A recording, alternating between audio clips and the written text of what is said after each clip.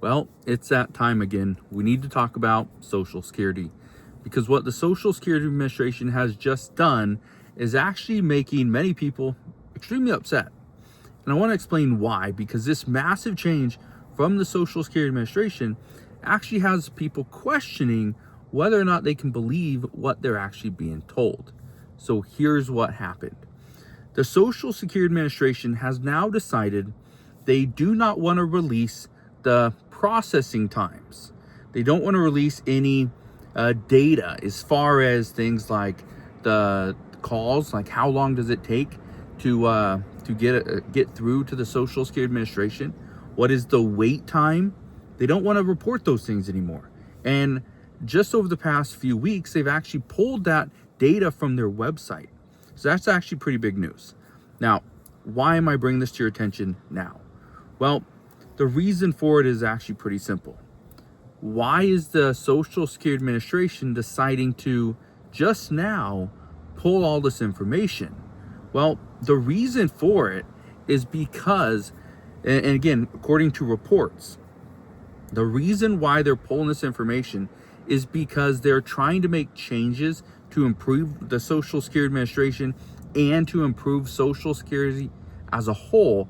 But by making these changes, they're gonna see delays. They're going to see some downside. There's gonna be some issues.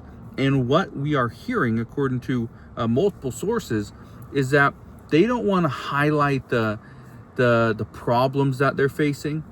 They don't want to show the American people that yes, by them making cuts to certain programs or seeing cuts within the agency, or actually releasing certain people, this is going to slow things down. Now, somebody asked me the other day, do I think the Social Security Administration is going to fix things? Do I think that we're going to be better off in the next 2 years than we were a year or 2 years ago? And I told them this, okay? Exactly what I said. I said, yes, the Social Security Administration, based off of where we're at right now, is going to be better. We are going to see the just improvements, but we are not going to see improvements without experiencing pain first. Okay, I was very clear on that, and I've been saying this for multiple years, is that there's going to be pain before we see anything get better. Now, what's the pain going to look like? Well, with the Social Security Administration deciding that they don't want to highlight some of the data, some of the call wait times, the processing delays. They don't want to highlight that stuff. What they want to highlight is how are they going to improve the service for 70 plus million Americans. More than 70 million Americans receive Social Security benefits every single month. More than 70 million people. They don't want those 70 million people thinking that, well, we're going to make things harder on you. Okay? Now, normally when I talk about Social Security, I try to highlight the potential increases, the cost of living adjustments, things like that. Well, I'm not doing that right now. Okay, I'm not talking about that because there's nothing really to talk about. There's nothing there. Okay? So, here's what I want to address. Why is the Social Security Administration making these changes now? Why didn't they wait? Why didn't they do it earlier? The reason why they're trying to make these changes now is because we are now starting to hear more people talk about and really complain about a long wait time. Like, why am I waiting so long to receive benefits? Why am I waiting for X amount of months to get a response? Why, when I call into the Social Security Administration, I have to call in several times, and in most cases, I never get to speak to anybody? People are asking those questions.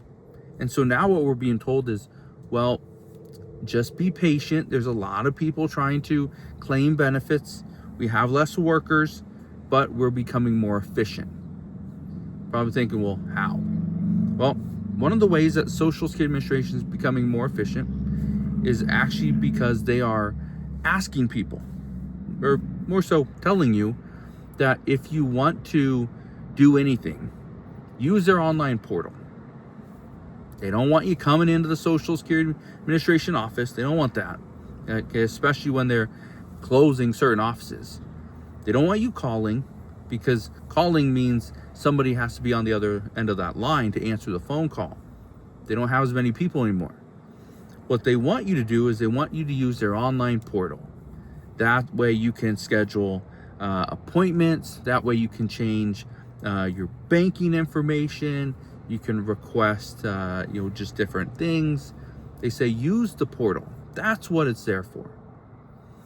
So here's my advice to you. If you haven't set up the portal, do it. Is this going to be more efficient? Potentially. But is this going to be another thing that people that aren't, tech savvy have to worry about? Yeah. Unfortunately, it is. With that said, what do I think is going to happen with Social Security moving forward? Well, Social Security released and this came out, and it's a yearly report, came out just the other day, actually a few days ago.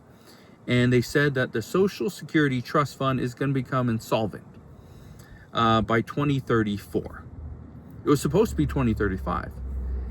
And then they said that Medicaid also is going to become insolvent a year earlier. And so this is why I bring it up. If we know that Social Security's trust fund is going to become insolvent, we got to find ways to fix it.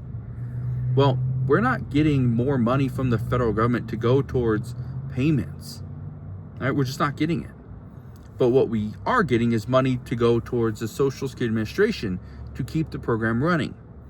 Well, I was listening to a podcast, and in this podcast, the people were talking about, and I don't know if it's really a podcast, but that's what it seemed like to me.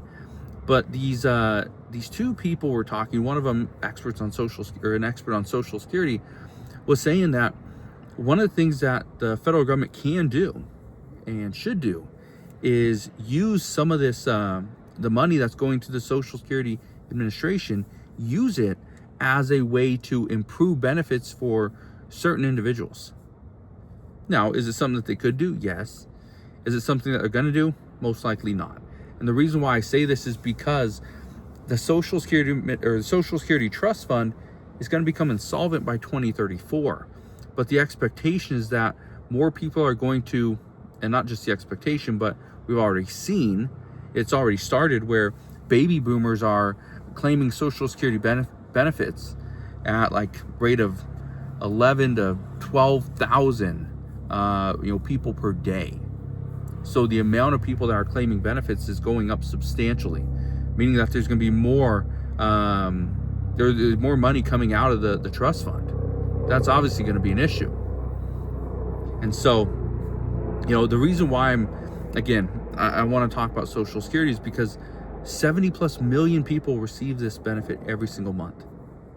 It's something they absolutely need and they live on. If they didn't have it, they would be struggling. Many people would not be able to afford food, afford their rent, right? A mortgage. They would absolutely struggle.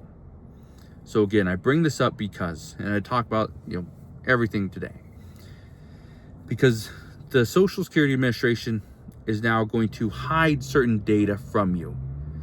And it's not because they don't want you to know it, it's because they don't want you to see it while these changes are happening. Okay? They don't want you to see it. And I talked to a friend the other day, and he was asking why they hide certain information. And I pretty much told him this. I said, you look at this as like a bodybuilder or somebody that's trying to bulk up, and they go through this period of time where they're eating healthy, but they're trying to get bigger. So if they look at the scale and how much they weigh, they'll probably be very concerned. But if they look at the start date, they look at the end date. Okay, this is how much I weigh. This is what I weigh at the end. Then it's not too concerning. But if you look at all the fluctuations in the middle, that's where the big concern is. So to bring that towards Social Security, it's the same thing. It's like, okay, this is what we're going to do. These are our numbers. Okay, this is what we know. But we're going to make all these changes. And as the changes happen, you're not going to see the information. You're not going to know what's going to happen. You're not going to know what we know. But at the end of the day, all you need to know is Social Security will be there to pay you every single month. So we'll see what happens, but let me know your thoughts. Do you think that the Social Security Administration pretty much hiding these numbers and getting rid of the data so that you can't see it? Do you think this is a good thing, or do you think this is a bad thing? Let me know down in the comment section below. As of today, that is what we know. So again, thank you guys for watching.